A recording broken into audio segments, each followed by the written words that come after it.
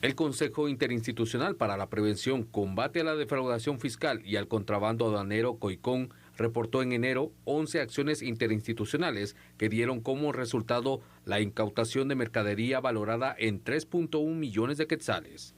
Los productos de mayor interés en violación de derechos de autor fueron zapatos, ropa, juguetes, relojes, entre otros. Los decomisos se concentraron en Puerto Quetzal con el 55% de los casos y el 45% restante en Central de Guatemala. Durante el 2024 se reportaron 82 casos por valor de 14.2 millones de quetzales. Muy bien, vamos a iniciar entonces sobre este tema, el decomiso de mercadería.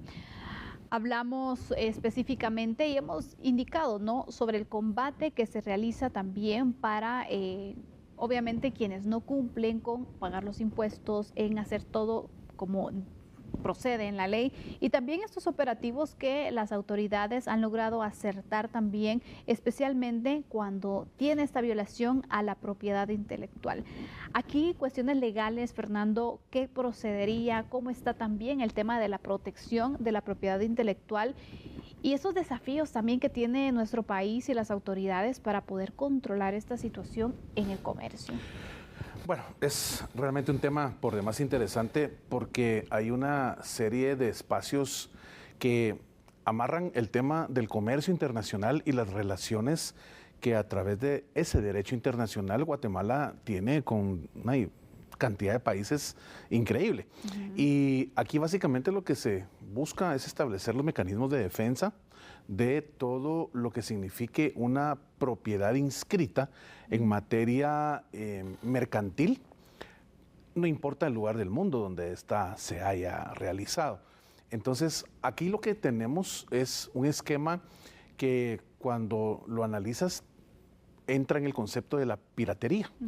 Y la piratería básicamente es esa violación sistemática, una violación que es repetitiva, crónica, en función de lograr hacer un producto que está inscrito, que está registrado como propiedad de una persona individual o una persona jurídica, y pues tú copias todo lo que significa parámetros de tamaño, parámetros de utilización, de consumo, solo que obviamente no se lo estás comprando al propietario que creó ese producto, esa marca, sino que lo que haces es por una fracción del precio fabricar lo que esa persona tanto le ha costado a nivel de la innovación que pudo haber tenido, de la relación con las fábricas específicamente, sobre todo si son marcas de reconocido prestigio.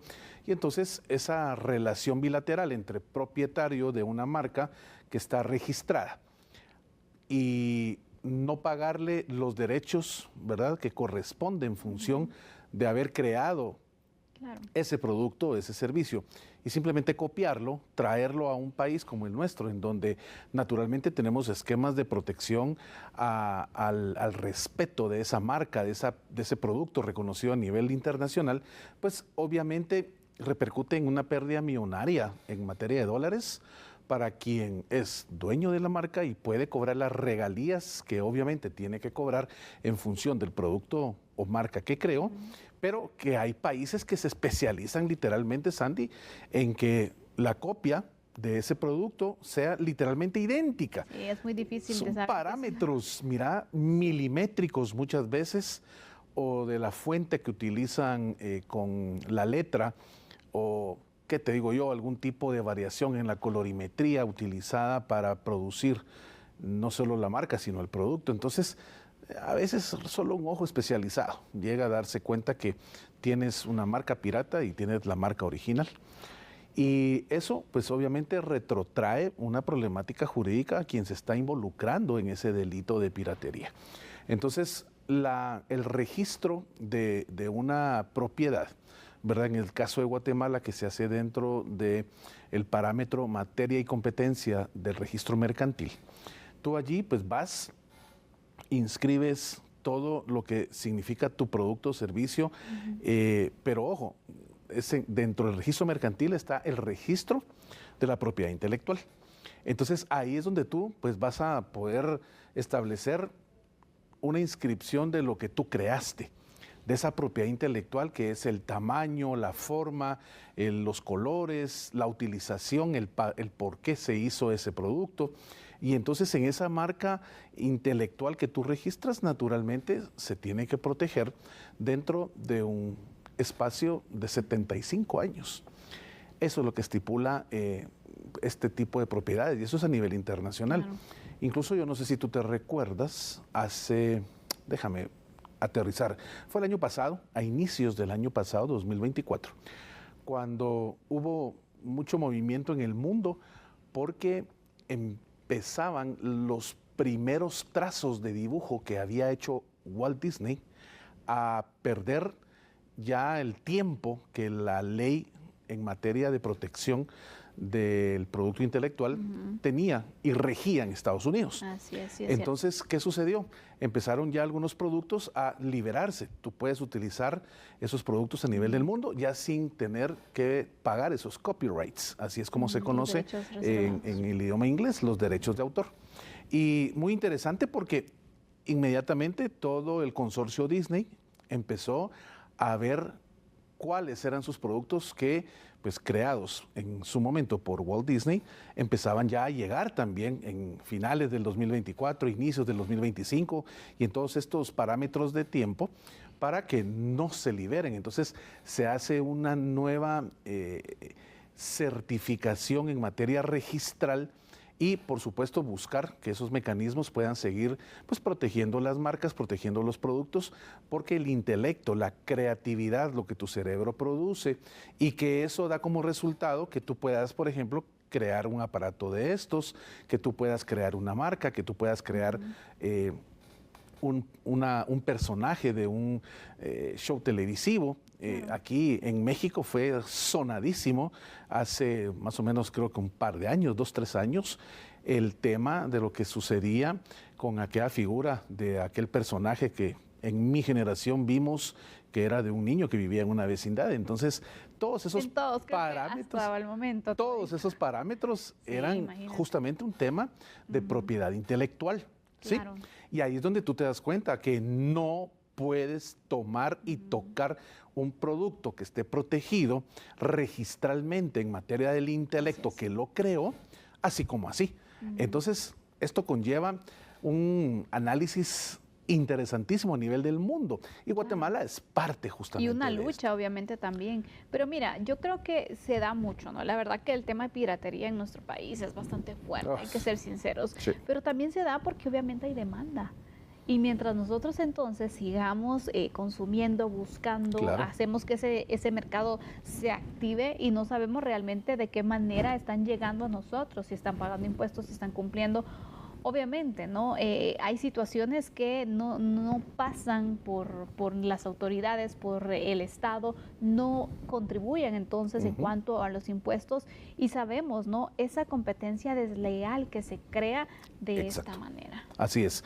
Y fíjate qué interesante porque en Guatemala esos decomisos de productos que realmente no garantizaron el respeto a la propiedad intelectual, el respeto a la propiedad registrada, pues Guatemala en ese esfuerzo que hace sobre todo a nivel, por ejemplo, de Puerto Quetzal, se tuvo que realmente el 55% de los casos que realmente se registraron en el año 2024 precisamente fueron ahí en Puerto Quetzal. Imagínate, en total 82 casos, una cantidad realmente, si me preguntas, todavía es bajo, porque... Puede estarse dando más, pero eso fue lo que lograron detectar. Pero por lo menos estamos haciendo el esfuerzo y sé que en el año 2025 iremos a la alza, pero esto repercutió en 14.2 millones de quetzales. A ver, vuelvo, si quieres, no es que a mí me guste ser fatalista, lo que pasa es que soy realista. Claro. ¿Sí? Y cuando convertís 14 millones de quetzales a millones de dólares, realmente es una cantidad muy baja para la cantidad de piratería que encuentras en este país. Es que vemos, de verdad. Sí, totalmente. En cualquier punto lo estamos Así viendo. es, Entonces completamente. sí, hace falta. ¿Qué crees que ayudaría a tener mayores resultados? ¿De qué manera se podría tener mayores controles y ser más efectivo? Hay una respuesta que en la mayoría de casos te doy cuando me haces ese tipo de preguntas y vuelve a ser la misma. voluntad política. Porque sin voluntad política, desde la cabeza que ordena qué es lo que hay que hacer al mando medio y a los mandos bajos, jerárquicamente hablando, dentro de cualquier institución, y no existe dentro de esa voluntad política, por ejemplo, el traslado de los recursos financieros que se necesiten para optimizar la tecnología que permita ubicar productos que vengan escondidos pues, en vehículos, en maletas, en qué sé yo. O lamentablemente que tú tengas gente que tiene muchos años y aquí la experiencia por supuesto que vale. Pero lamentablemente, algo que caracteriza a nuestro sistema es que hay gente que desde hace mucho tiempo encontró la manera de poder agenciarse de un dinero que no le corresponde en función de ver para acá cuando va pasando esa mercadería. La semana antepasada, ¿te recuerdas que analizamos el tema de la compra de drones que se va a hacer para ese problema de lo que existe en el trasiego de productos que no pagan sus impuestos correspondientes? Y entonces, en esa manera innovadora en que estos drones van a poder ubicar a todos esos camiones que traigan mercadería que no ha pasado por su procedimiento administrativo normal, pues entonces van a ser ubicados.